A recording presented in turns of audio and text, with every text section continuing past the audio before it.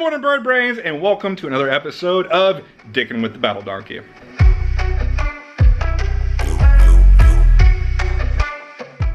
So the Battle Donkey has been getting ridden quite a lot lately, and it's been going through a lot of rough stuff, a lot of dirt roads and stuff like that. So I'm gonna go ahead and give the bike a little once over. I'm heading out to Stubborn American at the end of this month. Check out this video here if you wanna learn more about that. He just needs a little bit of TLC. For example, if you can see my highway pegs, that guy doesn't match that guy. For some reason, this one keeps coming loose, and it really scares the shit out of you when you're going down the road and your feet are propped up and all of a sudden you just like, and so I'm gonna figure out what's causing that. I might need to wrap some tape around the highway bars or something like that, or maybe I just need to put some serious Loctite and just tighten the hell out of it, as well as my siren. I love my siren, I'm not taking it off, but the bracket that it came with is really cheap. This bracket right here, you can see, has cracked, and I tried to just zip tie it to see if that would work, but that's just not gonna work. It looks like either 20, probably 20 gauge with the coating, 20 gauge without the coating, 18 gauge with the coating, and that's just not thick enough for this application. I've got this old piece of metal that I was using for my laser testing. As you can see, it's got a bunch of little laser marks all over it, and this is 18 gauge before the coating, so this is one step up on the gauge. I think this is going to be a stronger metal than that cheap whatever that is over there. So my plan is to take that off and then kind of trace it onto that and see if I can kind of fabricate something. The problem is that I recently sold my welder and my plasma cutter to pay for my shoulder surgery. So I definitely do not have the tools to be doing that kind of intricate fabricating, but we're just gonna kind of go with it and redneck engineer the hell out of it. It doesn't need to be perfect, it just needs to be strong. Come along with me on this journey of getting that fixed.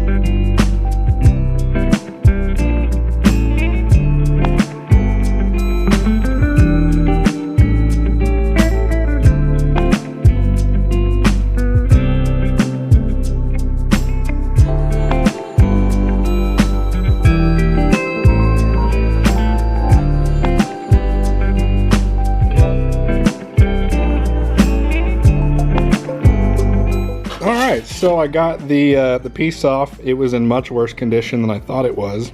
Not only had it broken, it actually started to corrode here on the back. So this thing was just kind of biting its time here. I went ahead and cut off one of these tabs so I could trace it over to here. And that is really the only cut that I'm concerned about. I just noticed it kind of looks like titties. Big old titties. Big old titties. But I'm gonna cut out this with the cutting wheel. I'm gonna drill these out on the drill press. These are really the only ones that I'm concerned about. I'm thinking if I get the cutting wheel small, I should be able to get those plunge cuts, but this curve is kind of the only thing that I'm worried about. I think what I will do is use a tiny little drill bit on the drill press and try to like mill around this. It's gonna get sketchy, but that's really the only issue that I see. And then these square cuts are gonna be a little bit difficult, but not really worried about that, because if I can't get those, I can just put a standard nut and bolt through there and just hold it from both sides. That's not a big deal. So I'm gonna get cutting around here. I'm not gonna try to trace this really closely. I'm just gonna get a bolt cut, and then I'll do the final curvature over on the bench grinder there. So let's get to cutting.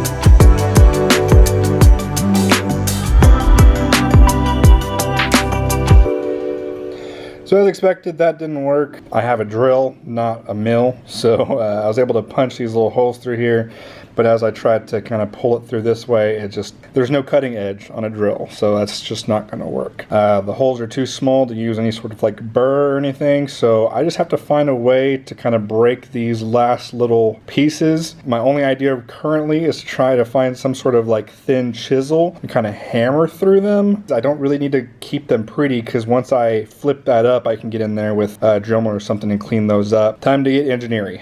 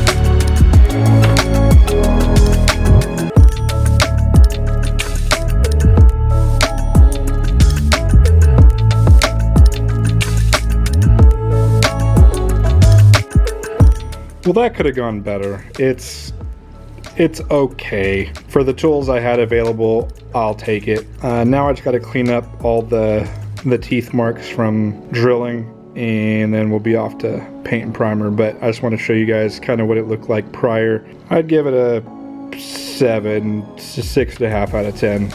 But let's see how it looks like after we clean it up.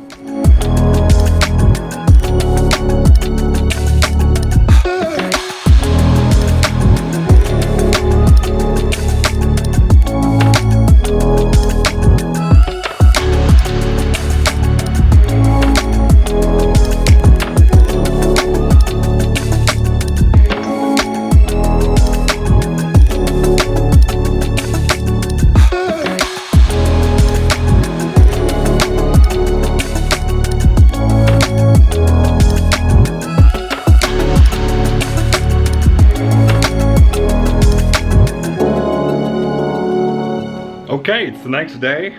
Paint and primer and all that have been done. And here's the final result. So on the right here we have the original one that was taken off the bike. And here we have the one that we finished. So I originally painted it with black high heat paint. I don't think this piece necessarily needs high heat paint, but I had it and I figured why not. And it didn't do well. So I tried to make it look a little bit better with some gloss clear coat, and that made it look even worse. I think it was just too hot outside to get any sort of good results, so it came out super cloudy. So I just hit it with a quick top coat of just gloss black enamel, and it's a 30-30 for sure. It almost looks like a gloss wrinkle coating. So could definitely be better coating, but it's going to be behind a horn in a black engine bay. I'm not super worried about it. What really matters is that it's functional and that my horn's not going to fall off. And considering the tools I had, I'm pretty freaking proud of this, man. I mean, side by side, I mean, even from this far away, you wouldn't be able to tell which one's which. So let's go ahead and get this put back on the bike.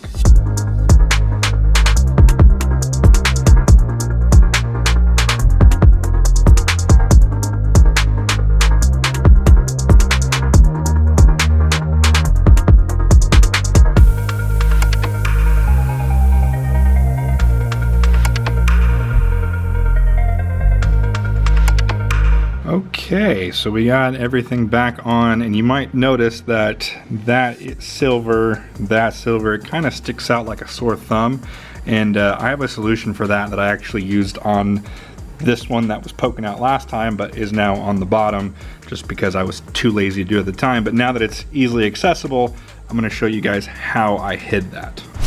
Now this might sound crazy and a little ghetto, but it works. I've used it for quite a few years. I've seen other people use it. I've seen people use pretty much the same stuff called different things and justify it, but black nail polish. It's pretty much pure enamel. It's basically the same thing that you would get in like a spray enamel, but it actually lays pretty flat. It actually, I wouldn't say it's self-leveling, but for little things like this that no one's ever really gonna see, you just kind of need to get the silver off of it. This works. I also use this on like wheel weights on my black wheels, and it holds up very well. It's extremely durable, extremely strong, and it doesn't fade in the sunlight. So go get yourself some black nail polish or steal it from your wife if she's gothy like that. Now the problem with this is I'm gonna have to try to record with one hand and paint precariously with another, so I apologize if this gets shaky and or out of shot, but I'd much rather not screw this up and miss the shot than vice versa. So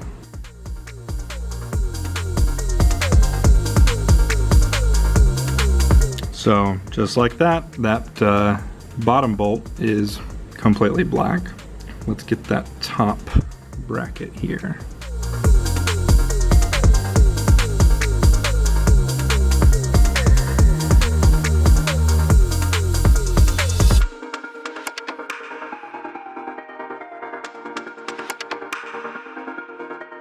I'll even get you a close-up here so you can see it doesn't even really look half bad even up close. It actually looks way worse on camera than it does in person. I don't know why. It's probably just the light reflecting it in weird ways, but I promise you it does not look that bad in person, especially for little pieces like that no one's ever really gonna get a close-up look at.